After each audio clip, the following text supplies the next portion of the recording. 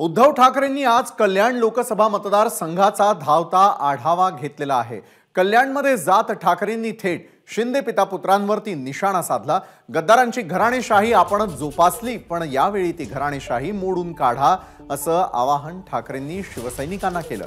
मुख्यमंत्री शिंदेंनीही याला प्रत्युत्तर दिलंय।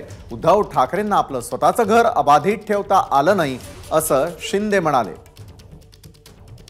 कल्याण लोकसभा मतदारसंघावरती गद्दारांच्या घराणेशाहीला गाडण्याची जबाबदारी आहे।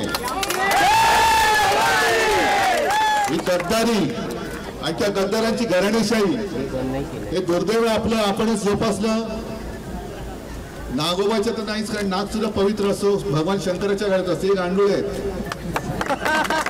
त्यांना आपणच पोचलं, जोपासलं आणि मोठे झाले।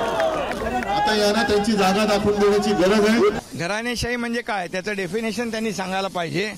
घराणेशाही म्हणजे काय, त्याचं खरं म्हणजे व्याख्या काय ही त्यांनी सांगितली पाहिजे। ते स्वतःचं घर अबाधित ठेवू शकले नाही, घरातल्या सर्वांना बाहेर हुडकून काढलं आणि माझं कुटुंब माझी जबाबदारी एवढ्यापुरते ते मर्यादित त्यांचं काम आहे। हे आपला पक्ष स्वतःची प्रायव्हेट लिमिटेड कंपनी म्हणून समजतात आणि आपल्या सहकाऱ्यांना सवंगडी नाही तर घरगडी आणि नोकर समजतात, त्यामुळे त्यांची ही अवस्था झालेली आहे। एबीपी माझा, उघडा डोळे बघा नीट।